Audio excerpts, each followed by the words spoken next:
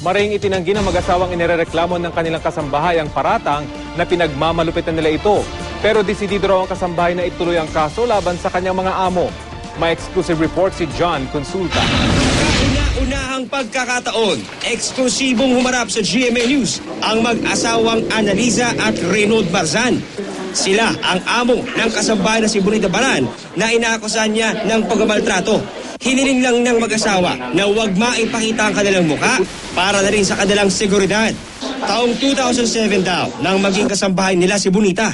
Nag-represent yung mismong mother ni Bonita na yung anak niya si Bonet ang mamasukan sa amin kasi wala naman daw siyang ginagawa dun sa kanila.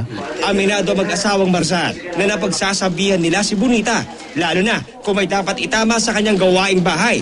Pero mariing itinanggi ni Ginang Marzan na sinaktan niya si Bonita, kabilang ang pagplansya sa mukha nito. Meron ho bang pagkakataon na nagkaroon po ng hindi pagkakaunawaan kayo at si Bonita?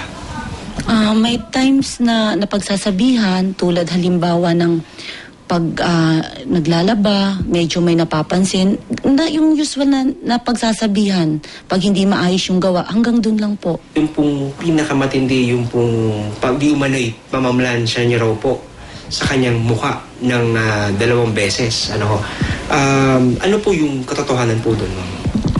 Wala po. Walang ganun? Wala. Ayon sa mag-asawa, si Bonita pa nga raw ang may gawa ng ilan sa mga sugat sa kanyang katawan, tulad ng pagka-deform ng kanyang tenga at pagkabulag ng 2 mata. Favorite niya yung magkagat ng cube eyes.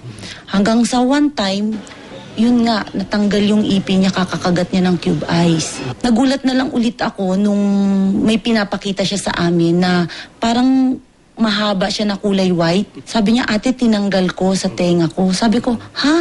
Ba't mo tinanggal? Patingin ng tenga mo. Tapos yung parang siyang bumagsak na yung tenga niya. Ang sabi po niya, pinagsusuntok daw po yung kanyang mata hanggang sa pumutok. Kaya po siya nabulag.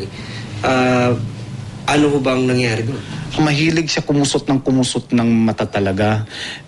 Madalas nga nangyayari ng kakaskusot nga niya ng mata niya na nagkakasore eyes pa nga yung mata niya. Kung naging masama ang trato mo sa isang katulong, sa tingin mo ba hindi niya rin din babalikan yung mga anak mo?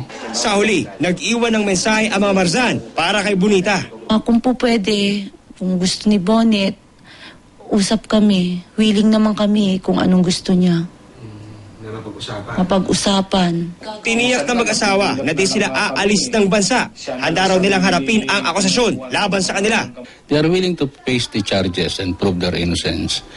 Just allow them to submit their counter affidavit so that they will prove to the public that they are innocent. Binaliwala naman ni Bonita ang pagtanggi ng mga Marzan sa ginawa umunong pagmamalapit sa kanya na nauwi pa sa kanyang pagkabulag.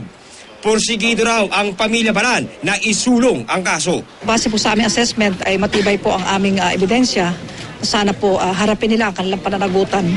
Dahil hindi po biro ang mabulag. Laban lang. Walang atrasan? Walang urungan. Kailangan lakas ng loob at tatag. John Consulta, GMA News.